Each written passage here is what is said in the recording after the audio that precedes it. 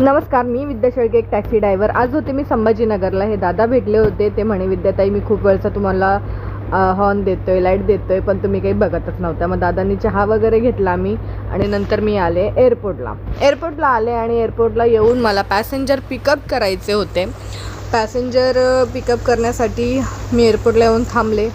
त्यानंतर छत्रपती संभाजीनगरच्या एअरपोर्टला येऊन थांबले.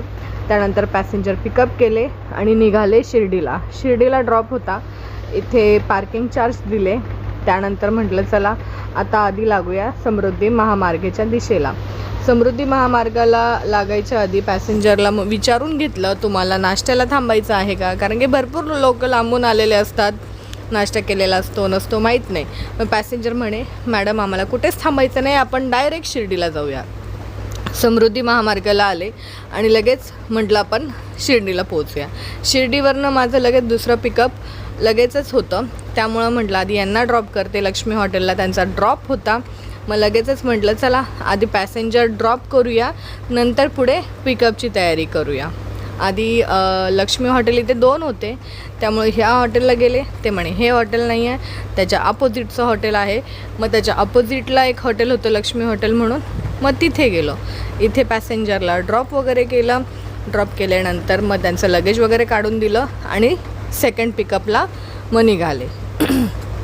ऑलरेडी लेट झालं होतं मला, पण मॅम त्या म्हटल्या काही हरकत नाही विद्या मॅम, तुम्ही या आरामात. नंतर मी पॅसेंजरच्या लोकेशनवर पोहोचले. परत कॉल केला. त्या म्हटल्या मला अजून वेळ आहे, तुम्ही नाश्ता वगैरे करून या. मग परत मी हॉटेलला आले, नाश्ता वगैरे करून घेतला. परत मॅडमला पिकअप करायला गेले. मॅमला पिकअप करून परत समृद्धीला लागायचं होतं. समृद्धीला परत आम्ही लागण्याच्या अगोदरच म्हटलं चला मॅडमला आधी पिकअप करून लगेज वगैरे त्यांचं व्यवस्थित ठेवून घेतलं सगळं. त्यानंतर म्हटलं चला आता निघालोच आहे. समृद्धीला लागलो. त्यानंतर सिन्नरला आलो. सिन्नरला पण CNG भरून घ्यायचा होता. CNG भरून नंतर ज्यूस वगैरे घ्यायचं होतं, त्यांना उसाचा रस वगैरे घेतला आणि समृद्धीला लागलो. माझा ड्रॉप मुंबईमध्ये खारघरला होता. खारघरला त्यांना ड्रॉप करून परत मला मुलुंडला यायचं होतं. तर म्हटलं आधी पॅसेंजर ड्रॉप करूया. मॅमचा आज बड्डे वगैरे होता आणि म्हटलं मॅमला आधी ड्रॉप करून देऊया, कारण की संध्याकाळची त्यांची पार्टीज वगैरे होत्या. त्यामुळं लवकरात लवकर पोहोचायचं होतं त्यांना. त्यांच्या बड्डेची तयारी करायची होती. असे छान गप्पा वगैरे मारत आम्ही आलो होतो. मॅमला ड्रॉप केलं.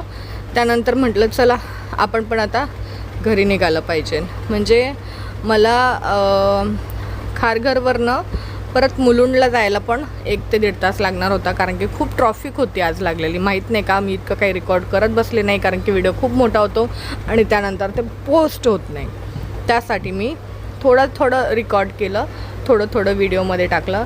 आणि रिवर्समध्ये गाडी नेण्याचं कारण की रस्त्याचं काम चालू होतं, तिथे U-टर्न बसणार नव्हता, म्हणून मग गाडी रिवर्समध्येच नेली. घरी आले, दूध तापवलं. सकाळच्या चपात्या होत्या, चपात्या चुरून घेतल्या, थोडीशी साखर टाकली आणि दूध चपाती आणि काला करून तो खाऊन घेण्याचा प्लॅनिंग ठरवला. मग दूध ओतल्यानंतर काला केला व्यवस्थित आणि ते म्हटलं आता जेवण करून घेऊया. 2 चपात्या चुरलेल्या होत्या आणि म्हटलं खूप दिवसानंतर दूध काला खात होते, दूध चपातीचा. आणि म्हटलं चला बघूया. इतकं गरम होतं तरीसुद्धा दम निघत नव्हतं, कारण की सकाळी जो नाश्ता केलेला त्याच्यानंतर काहीच खाल्लं नव्हतं, ब्रेकही घेतला नव्हता. पण खूप छान लागलं. तुम्हालाही माझे असेच व्हिडिओ आवडत असेल, सबस्क्राईब, लाईक आणि शेअर नक्की करा आणि कमेंटही नक्की करा की कोण दूध काला खातं.